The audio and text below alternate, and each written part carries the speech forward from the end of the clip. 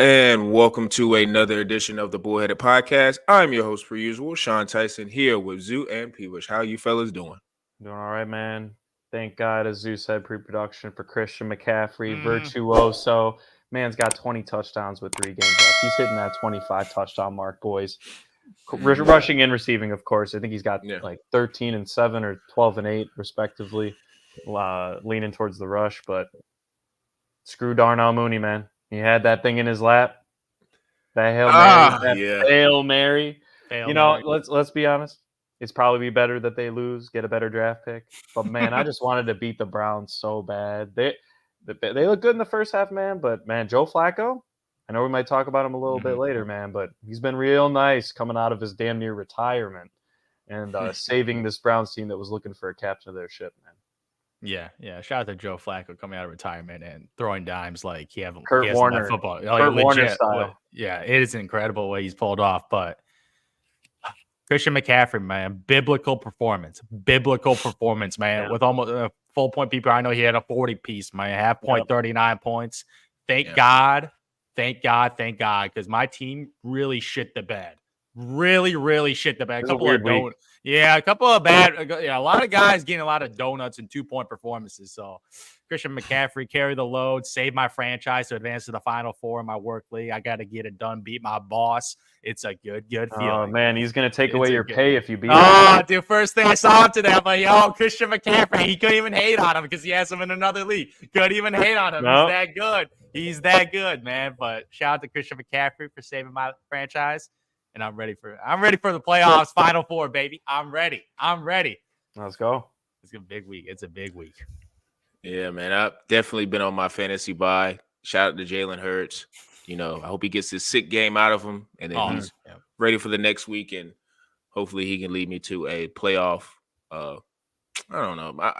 Championship's going to be tough in my 1-8-man league. I'm not going to lie after seeing some of the scores this week, watching it. But we'll see if Jalen Hurts is able to pull through for me. But speaking of Joe Flacco, he'll be coming up later in the pod. But the one thing we can all agree on with this NFL season has just been the injuries have altered every team. Probably half of the league has experienced either a quarterback injury or injury to a star player. And looking at the quarterback position, I kind of asked the guys, what are some teams that they're record-wise, and I think all the teams I said are currently in the playoffs right now. Yep. So with the Colts, Bengals, and Vikings, I asked them just off aesthetically looking at these teams, how they would perform in the playoffs. Not about, do they deserve it? None of that stuff. Aesthetically, how does it look? Who do you not want to see in the playoffs, quarterback-wise? And Peewish, I'm going to start with you. Who do I not want to see in there? Yeah. Man, I'll say this. Anybody that's known me since about pre-COVID, I've been a huge Gardner Minshew fan. I think he's one of the funniest guys in the league. Man's broke his hand on purpose with a hammer just to stay in college and have some more beers and just enjoy his time there. Not assuming he'd ever make the NFL. Crazy. Well, hey, man, he came out kind of hot. I think it was in 2020 on that Jaguars team. He proved that he was a viable backup quarterback. And he's come in a year where I don't think the people had a lot of expectations for the Colts. I think the surprising thing for them has been their defense is actually a top 6 fantasy defense this year. Obviously, take it for fantasy.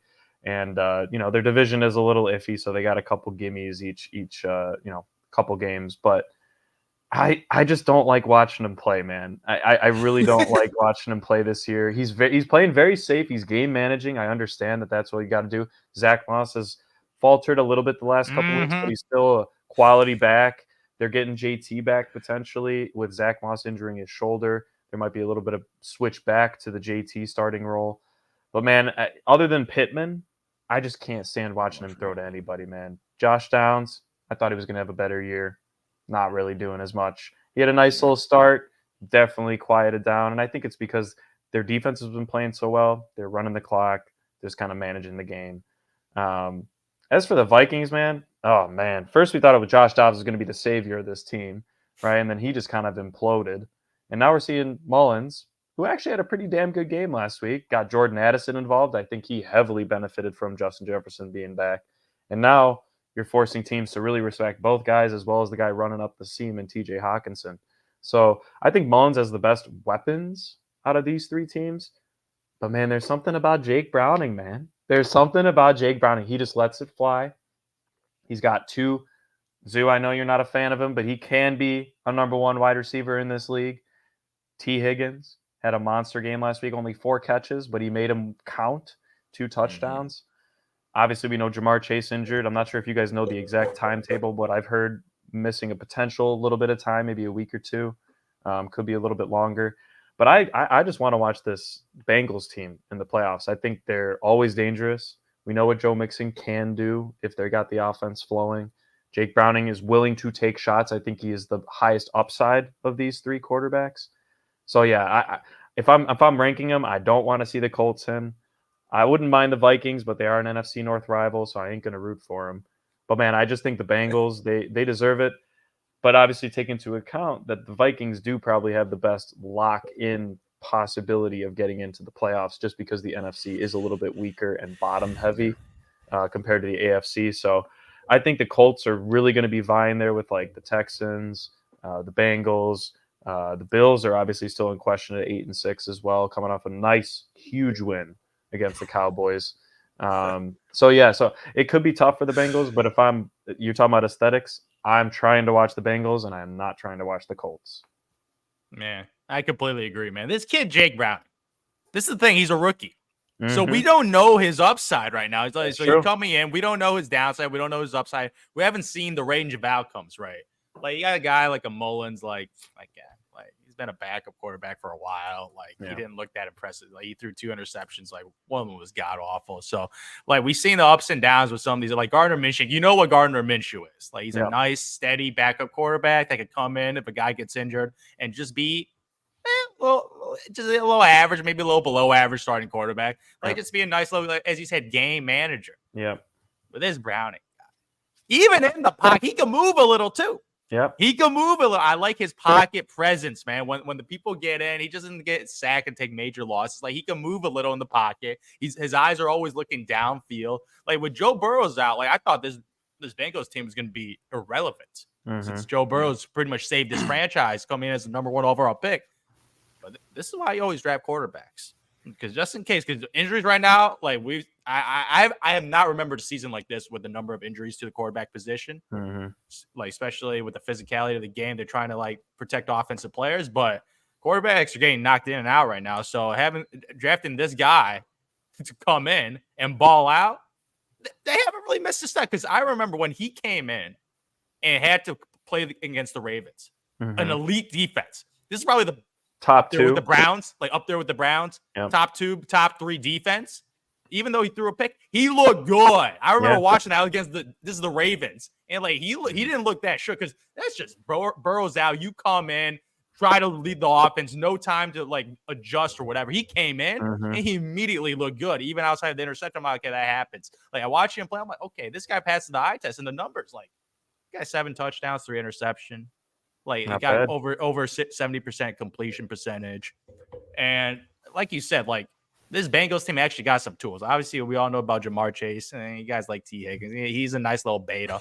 I alpha dog Jamar Chase. Beta is crazy. Yeah, he a beta. T. Higgs beta.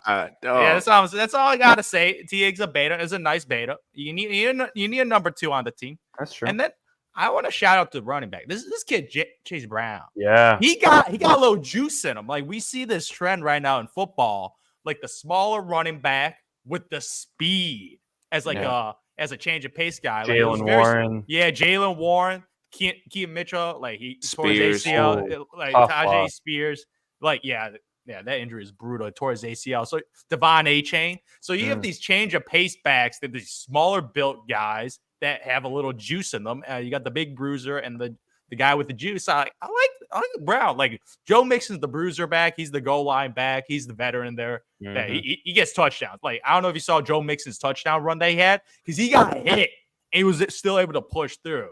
Yeah. So with Jacob Brown, like that offense is still legit. And as you mentioned, like the Colts, I'm sorry, that it's just not a good team.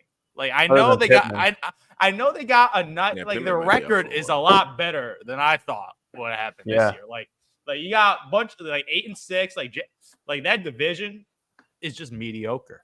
It's just mediocre. It's I think the Texans are 8-6 too. Yeah, Texans are 8-6. Yeah, the Jags are 8-6. Like I already told you, I'm out on the Jaguars after the high. I'm telling you, like that just scares me. So I'm out on him. Obviously, he's trying to power through, trying to play his best play. He's not A+ Trevor Lawrence right now. He's been awful. Yeah, like he has a fumbling issue. Like this one about Trevor Lawrence. He just dropped. Yeah, like hey, I don't know what that was. Like he got a massive fumbling issue right now. Like the Texans are losing all their good receivers. CJ Stroud had a concussion. Like I am shocked that they got that win. Like absolutely shocked they got that win. Shout out to them, but they got injuries too. So they're in a very mediocre division, and they're like their points score points against. They're +1, so right in the middle. So that's a little better than I expected. I had them more of a below average team, but shout out to them. They make a nice little cute little Cinderella story with Gardner Minshew stepping in with AR getting injured every single play. He plays football. Every time that brother tries to run, he gets injured. So the Colts are a cute story. And the Vikings, my God, I don't even know what to think about the Vikings. You go from Josh Dobbs, who had a nice little Cinderella run, winning these games where he doesn't know a single thing. He gets benched because he played awful the week before, putting this Mullins guy in. And that guy ain't the answer either. Like, you got weapons like Addison, who's absolute stud. Like, this guy as a number 2 option. Like, Justin Jefferson is back. He's a beta. Yeah, he's a beta. Yeah. I don't know, man. He might be an alpha though. Maybe they got 2 alphas. Maybe they got 2 alphas for a rookie. This guy is a touchdown machine. Recency bias? I don't know. I don't know about that. Jordan Addison, this guy. I'm with you on this one. Addison is on my fantasy team. He's killing. He is an elite deep threat. I don't.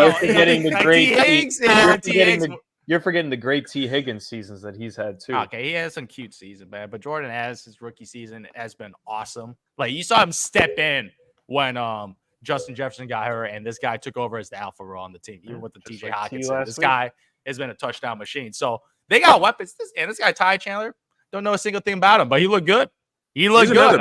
Yeah, like Alexander Madison, he should be the number 1. Yeah, Madison, like his first couple of weeks, just mid, just a regular RB2 on a team, like nothing special. Ty Chandler had probably his best game of his career, so we'll see a little more on him. But the quarterback does not excite me at all, man. Give me the rookie. Give me the rookie upside right now, taking over Joe Burrow, filling those shoes in. And not gonna lie, would Joe Burrow's Bengals right now have the same record as Jacob Browning? If Joe Burrows was healthy, I think they might have the same exact record right now. They might one game better. I don't know. Maybe. I don't know. I think Browning has been playing elite football, especially for a rookie. Like outside of CJ Stroud, who else can you say is playing that elite of a level as the quarterback position? So I'm gonna give it to the rookie, Browning. Shout out to Washington. I know they're in the playoffs, but that's where Browning's from. So maybe whoever the head coach is there has got a thing for quarterbacks because he got Michael Penix coming up, and Penix is definitely going to be a first-round pick. So when I thought of this question, the first thing I thought of was who would I enjoy just if a run, and I know we're going to talk about this later, but if a run were to happen in the playoffs, like say they win 2 games, I would just rather see Gardner Minshew in the playoffs and his personality. I think his personality would be more enticing. Yeah. I think everything around that situation with, Anthony Richardson, I know they were up high, and the first couple of games he looked decent to where it's like, oh, we got a little bit of a solid future. But Gardner being battle tested with him starting in Jacksonville, I think he was with Philly for a little bit, just being around the league a little in different places and stuff like that. I feel like his personality, his team, I think I would trust it more and I would just enjoy it more as a fan. Because no disrespect to Browning and Mullins, I will say the skill talent on both the Vikings and the Bengals are way better. And I guess you could argue if you're looking at it from the opposite side, like, well, look, I'd rather watch a team with better skill talent. But I just think, Browning and Nick Mullins, more so Nick Mullins, I don't think the Vikings have any clue what they're going to do at quarterback. They had Jaren Hall, and I thought it was weird when Jaren Hall was there. I don't know if he was injured when Josh Dobbs just got traded there, and that's why they started Josh Dobbs. I'm not sure what that situation was. Yeah. And you just never got really – you didn't get a chance to see what Jaren Hall could do because, I don't know that – I'm not going to sit here and say I'm a scout and know the stark differences between Jaren Hall and the Cincinnati quarterback, Jake Browning. But, you never know what the Vikings – maybe if they started with Jaren Hall, maybe he could be having something similar to what Jake Browning is doing because he does have the weapons, and with Jetta's coming back around that time, maybe it could have been a different story. And he has Hockenson, which he is insane. But I just think Gardner, just from a TV standpoint and watching him, I think he would just be cooler, a person who I would like to root for, because Gardner, for me, he is a backup, and we all know that. I think he truly believed, and it's just probably him as an athlete. I think when Trevor got drafted, I think he truly believed that he should have still been there and been the starter. And, Trevor's struggling right now. We all get it. Like, he's been in the league 3 years, I guess, 3 years now. And little side note, that draft class, if you look back, Trey Lance, Mac Jones, Zach Wilson, and now what Trevor's looking like, that draft class is looking pretty bad. It's not looking great. It is not looking great. But I think Gardner during that time was thinking to himself, like, I still should be the man in Jacksonville. So I think he's probably also being fueled because these guys are competitive. He's probably looking down there in Jacksonville like, I know you guys are 8-6, but look at where I got my team, and you had your savior in Trevor Lawrence. And I don't know they probably wouldn't meet up in the playoffs. I doubt it. Like, I don't think Jacksonville would play. I was just thinking about this. If the Colts were to win the division, let's say, they'd actually probably end up facing the Browns as the top wild card slot, which that Colts could win that game. I'll take the Browns, but I'll take the Browns. But it's not like they're not playing in Cleveland. It'd be on the road. But see, I always feel like, and this is just me thinking of December football, January football. I always think when you have to go on the road and it's in a dome, I'd rather do that because you're not dealing with any type of outside elements or anything weird. It's just you both are on like tracks. So it's like if you play well on track, then I feel like, not saying the Browns are a track team, but I'm just saying I'd rather be indoors. That stadium in Lucas Oil gets loud. Yeah. They love their Colts, man. So it's not like it's an easy home field advantage or the road disadvantage, I should say. But I don't know. That'd be an interesting matchup, actually.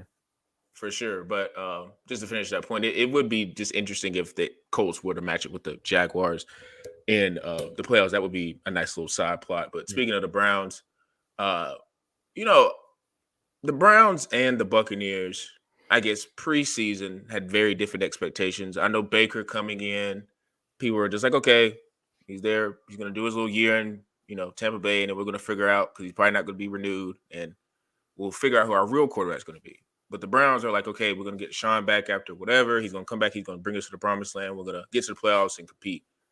Well, the Browns have stayed status quo and have outperformed since Deshaun has got hurt, thanks to Joe Flacco, who's been there and done that with a Super Bowl win with the Ravens, Super Bowl win with the Ravens.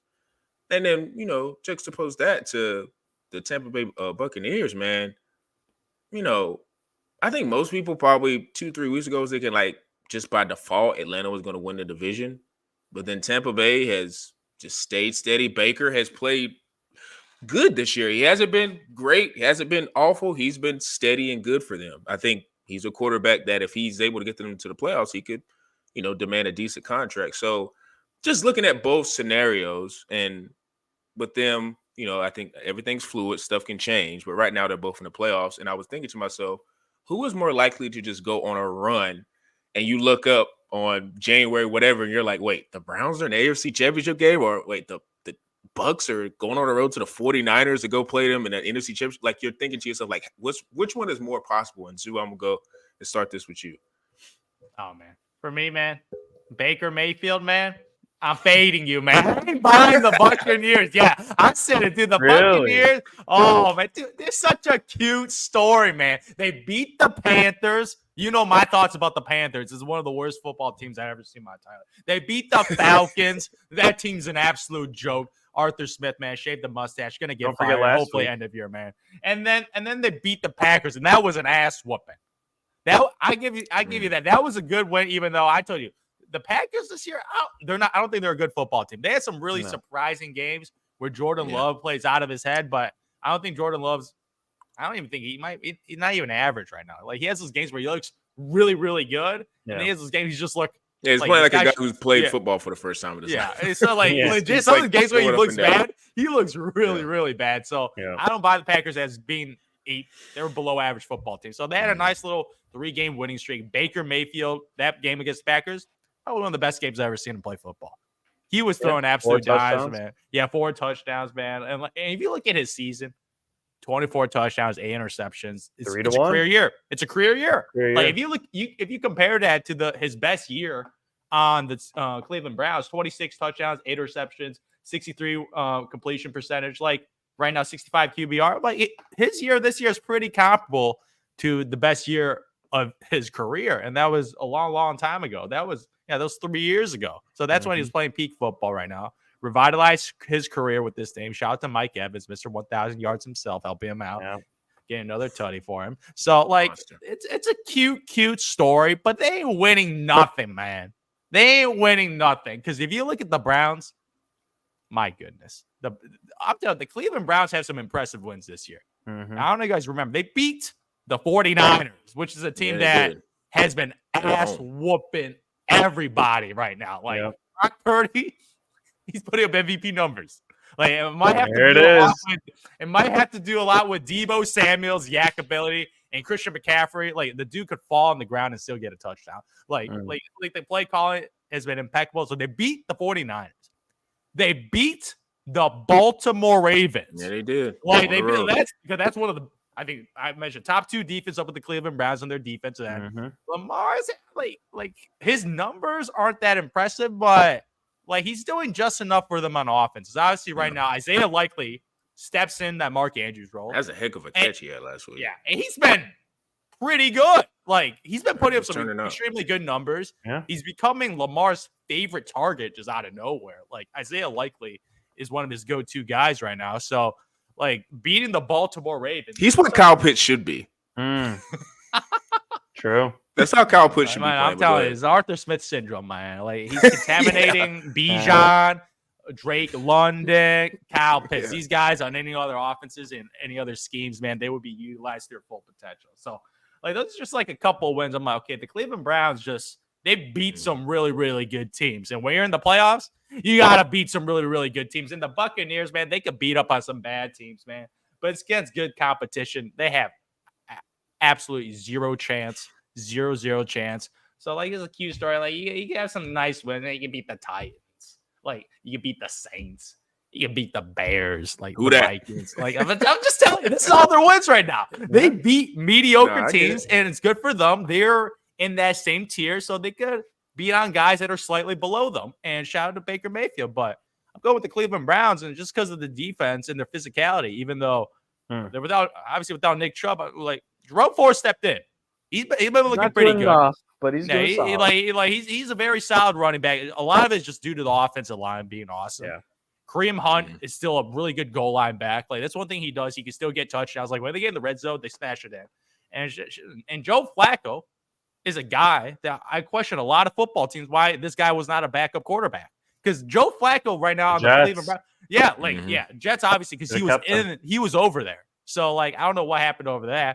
Because like Joe Flacco's like the 3rd quarterback on the Browns right now. Like they were starting a bunch of other quarterbacks, but Joe Flacco as the backup has been looking the best. So this is a guy that could be a backup on a lot of teams right now. That this guy can still throw dimes. Like he had a little interception, but throwing the ball downfield, it's still a pretty throw. That's a pretty football. And they got a weapon too to throw to. Yeah, like Amari Cooper's had some big games with Joe Flacco, so I'm like, shout outs to him getting the quarterback roulette right now. So go with those Cleveland Browns, man. You know, I'll agree with you here. I do think the Bucs are one of the more surprising teams this year. Just to your point, Baker, I was not expecting much, but they have a 3-to-1 touchdown interception ratio with over 20 touchdowns. Yeah, it's in high volume too, like 3,000 plus yards. And we talked about Rashad White, man. That guy's had a coming out season as well. Yeah, career year, workhorse. They finally got Chris Godwin going again this past week. He had a monster game. I agree. And you know what it is for me? They're going to be the worst division winner if they win the division. Yeah. Which I hate that rule. I cannot stand that. A lot of bad teams in division. Which means they got to face the Eagles or the Cowboys. And that ain't happening. All right. Now the only thing is they would get home field advantage, but it's not like you're playing home field advantage in Buffalo where you're used to the snow and everything. They get to go down to the pretty ass sunshine just like you get to. Yeah. So, Jalen Hurts, obviously, let's hope he is able to stay healthy. I know he was illness, knee injury, whatever was going on with him, man. Let's hope he stays healthy because the Cowboys, I know that they had a rough week last week, but the Eagles are also faltering just a little bit. So that division race is a little wide open right now. There's no surefire with only 3 games left. So, yeah, man, I'm not leaning towards the Bucs on this one. For me, the Browns, man, they're 2-0 with Joe Flacco. They're 2-0. They beat the Jaguars in a nice little shootout type game. They had a nice comeback win, which I think is just a momentum builder, a confidence booster that Joe Flacco can come in and win you a game. David Njoku has been a monster lately. He's really filled in that number 2 receiving role that a lot of people, Sean, I know you and I thought Elijah Moore was going to have. And to be honest, I thought Elijah Moore was going to have. And the thing is, I thought he was actually going to do better with Flacco because they played together. They played together, and he actually loved throwing to Elijah Moore in New York. So maybe they will get him involved as teams harp more on Cooper and have to start respecting Njoku a little bit more. But yeah, man, that defense is just ridiculous. I mean, it's scary to watch him play. I'm surprised my Bears put up 17 on him, if I'm being completely honest. They look pretty good in the first half, but this team adjusts. They don't have to blitz that often. They do just to throw you off, but they just have such a damn good pass rush that they can trust 4, maybe a 5th guy blitzing. But man, yeah, I mean, the only thing that scares me, they've had some weird losses, man. I mean, they took, they lost 28-3 to the Ravens, and then they come back and then they beat the Ravens. They beat the 49ers, they barely beat the Colts, they lose to the Seahawks, blow out the Cardinals, and then they lose to the Broncos and the Rams. The Rams one was kind of, yeah. And so, you're just kind of like, man, this team's just unpredictable. They've actually given up a lot of points on defense. They're middle of the pack in points, but they just don't give up yards. And the thing is that's due to any turnovers. They're giving up field position a lot. They're having to punt the ball more. But to your point, Zoo, if they end up being a top wild card spot, that means they get probably play the AFC South winner, man. And none of those teams scare me. And that sets up a nice little date with either the Dolphins or the Ravens. Dolphins will be tough because we know what that offense can do, but the Browns defense, we know what they can do. And the Ravens, they've proven that they can beat them. They're split this year. But in Baltimore, I'm very interested to see how that game goes. If that was to be the matchup, and let's say the Chiefs don't just win out and Ravens falter or whatever. So I'm leaning the Browns. I just think that they have a better chance to get out of the first round than the Bucs do. And you never know. I believe in more of a crapshoot with the Browns than I do with the Bucs. So I'm also leaning the Browns. I'm gonna have to make this a clean sweep. When I first posed this question, my initial thoughts was to go with the Browns. And to all of you guys' points, the defense, man, is suffocating. It's like you said, they don't have to blitz as much. They have Myles Garrett. They have guys on every level. And the coordinator just knows how to dial up and put his defense in the most opportune times to make the best plays. And look at which is, like I said, we got 3 weeks left, but look at the playoff bracket now. Kansas City being a 3rd seed, Cleveland being a 5th seed, Jacksonville a 4th seed. It's going to be interesting to see how this all lays out matchup wise. Because I'm very comfortable just looking at how, to you guys' point, Joe Flacco, he's been there. He has Elijah Moore that maybe he can get going. He has Amari Cooper. You have 2 backs who are serviceable. They all play their roles. Jerome Ford's kind of the, pass catching, explosive back. We saw, I think that game against Pittsburgh where he had that run down the sideline where like he was running a 4-2. And then you have Kareem Hunt when he gets down to the goal line, he's just going to be able to get the football into the end zone.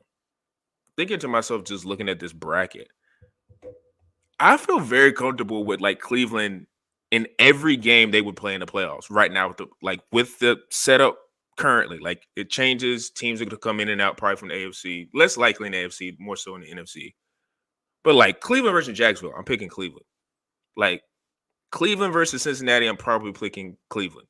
The only team that I would not pick them against is Mahomes because of pedigree and Baltimore. But I would be kind of nervous with Baltimore because that's a division game. So they know you. This is not like a matchup where you probably played them 2 or 3 times in the last 7-8 years. Cleveland knows Baltimore, so they would not be intimidated in that game. So like just looking up and down, like Miami, cool. They are an explosive offense. But I'm telling you, when it comes to the playoffs, defense always travels. And when you have a quarterback like Joe Flacco, like if this was Dorian Thompson-Robinson, he's a rookie, I'd be nervous. I'd be like, I don't know, because he would probably put them in more positions where he's probably have a 2 turnover a game, and the defense can't recover as fast when you have so many turnovers. But like, with Miami, like that offense, I love it. Tyreek and them are explosive, but I don't know, man. I feel like they are street fighters. You get in a matchup with the Cleveland Browns, they're going to make it an ugly game. And usually when a team that is used to playing ugly makes it ugly, you know what they remind me of? What was that year when Tennessee was playing? When they got to the AFC Championship game? But that, I can't remember. And I think they played, who was it? They played, I guess, the Bengals in the AFC Championship game. That's the scene that remind me of. Now, Tannehill's a step up from Flacco right now. Well, not right now, but during that time he was.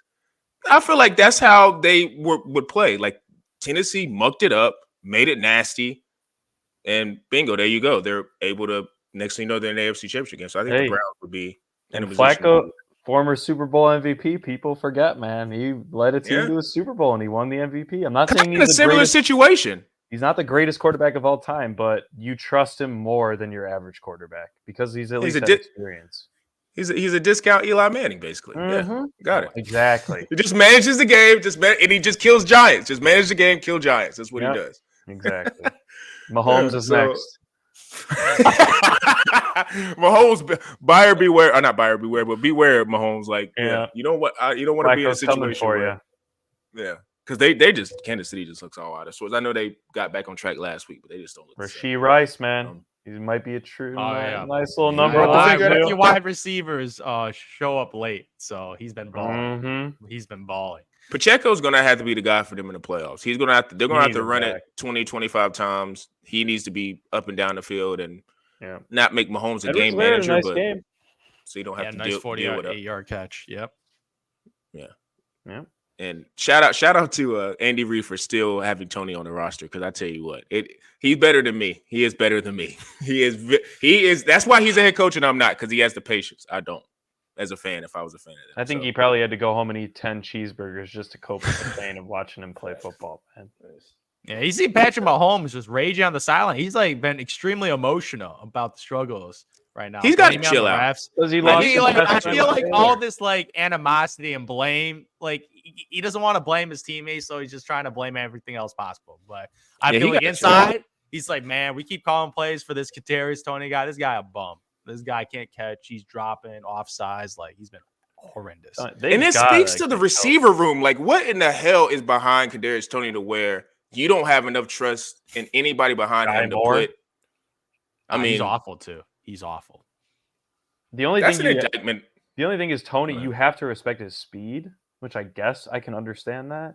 But if he can't even catch the ball, what's he gonna do? That's the thing. And his catches turn to turnovers, which is that's a double whammy. You can't have that. Or neutral zone. The Chiefs have to. The Chiefs. I don't even know if they got a first round pick this year. Maybe they do. They have to go receiver. I don't want to hear nothing about lineman, D line. I don't want to hear nothing. If they don't go for a receiver, that is going to be an indictment on the franchise, because it's clear. And if you look at all the teams that we're talking about, they all have multiple weapons. I know they let go of Tyreek, but dude, go get another receiver. There's so many in the draft.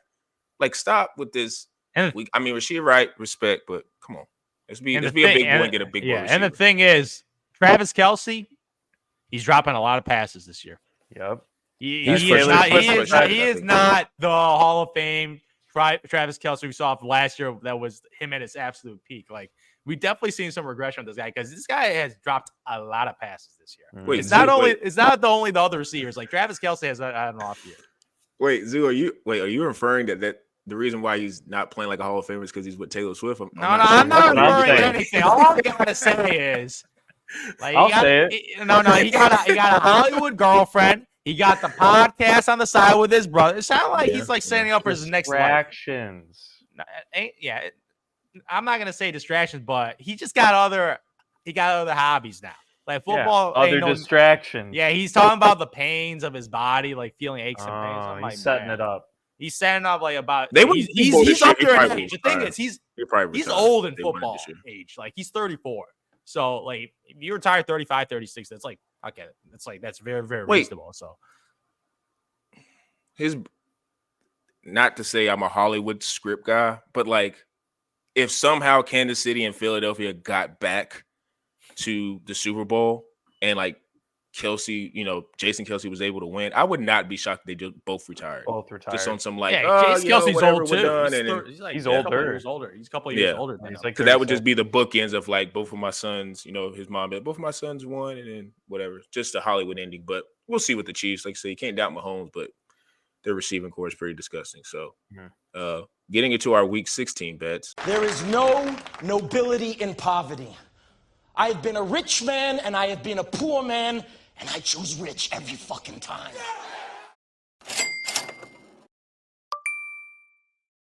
Gotta start off, man. Gotta start off with my man P. Bush. He finally got him a W. Man. Number finally 2. got him a W, man.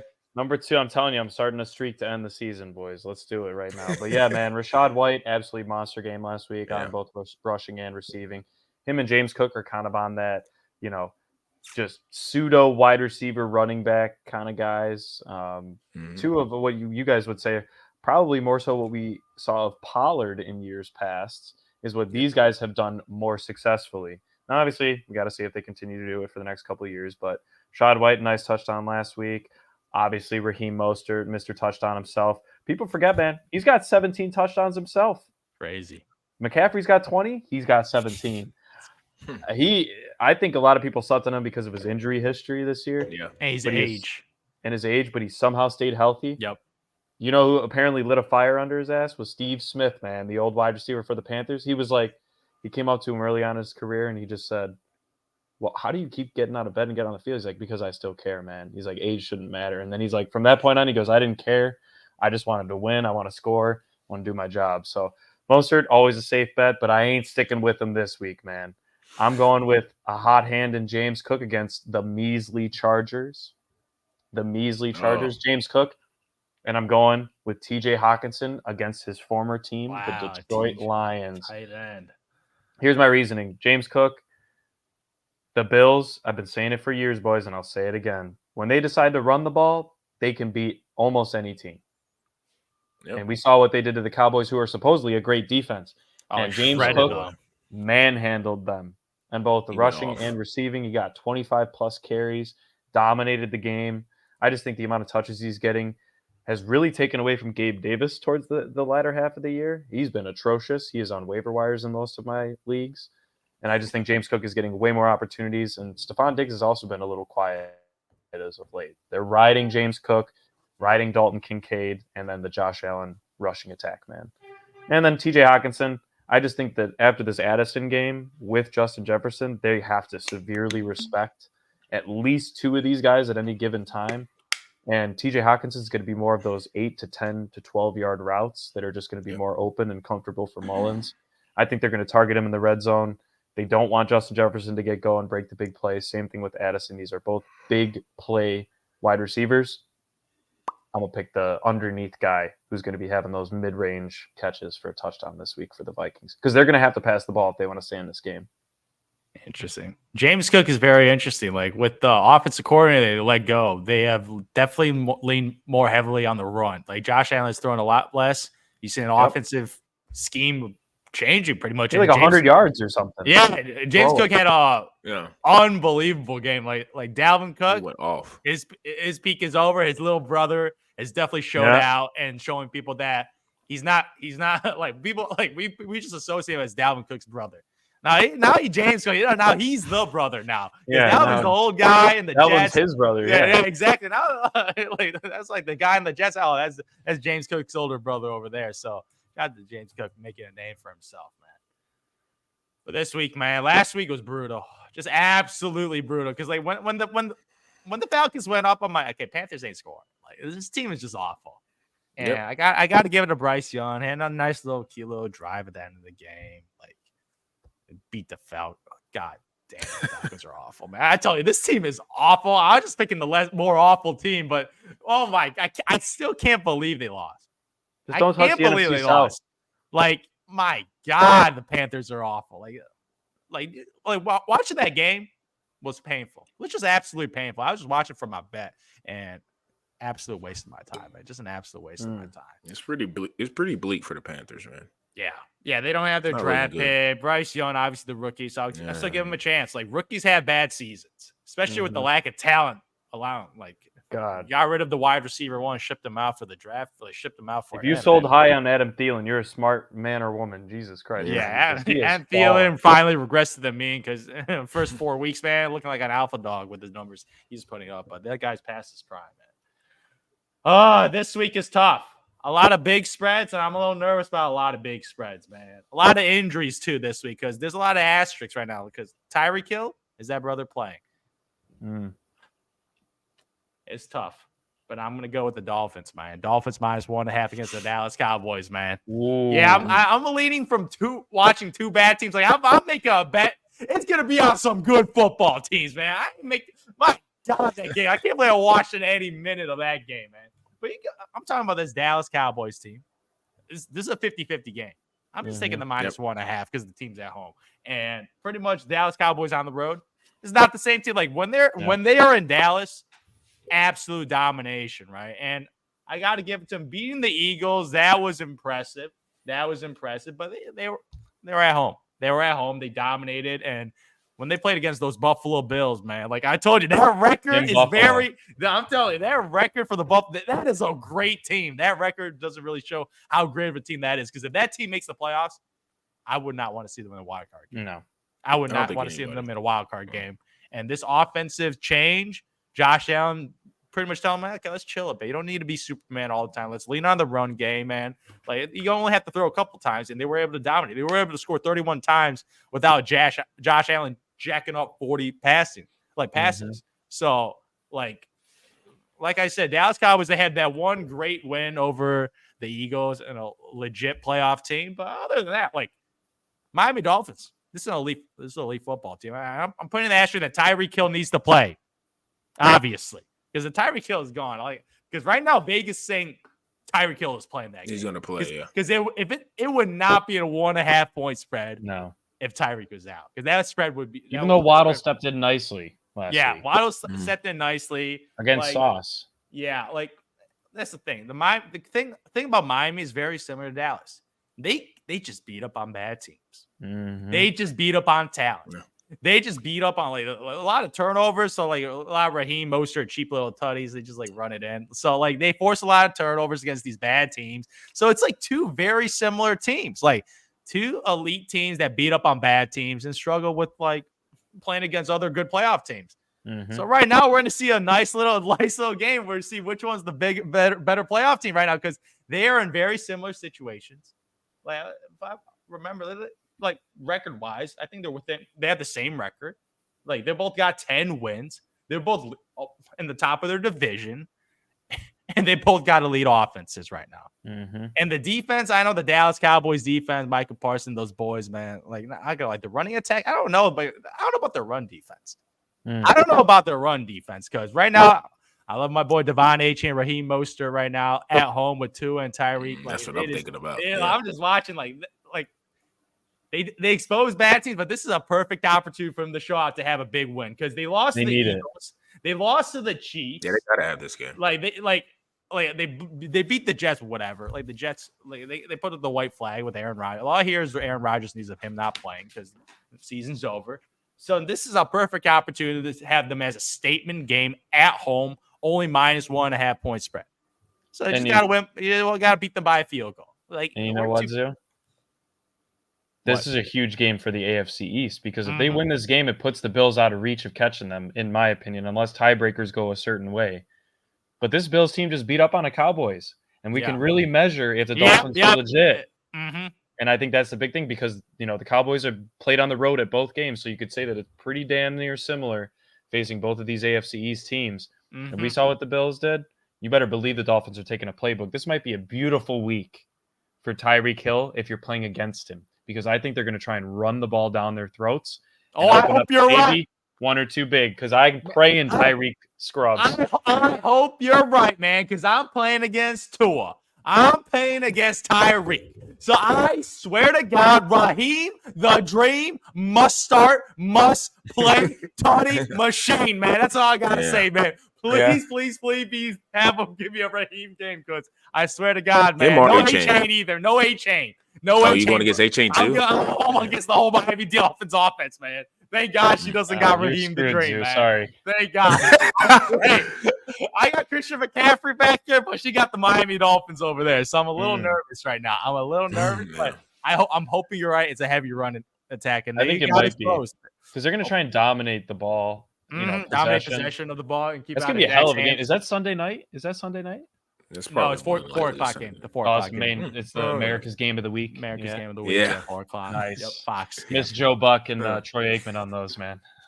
Yeah, they don't seem like the same type of broadcast. Oh, not gonna lie. ESPN Monday They had a lot of bad games on Monday night. Yeah, a lot of bad. That's not the premium game. I guess. What do you feel? I feel like Sunday and the 4 o'clock is like the premium. Yeah, Sunday night. I feel like they're the premium games. And America's Game of the Week. Yeah, I feel like those are the premium Sunday games. Used to be Monday, and now Thursday and Monday are just sorry, man.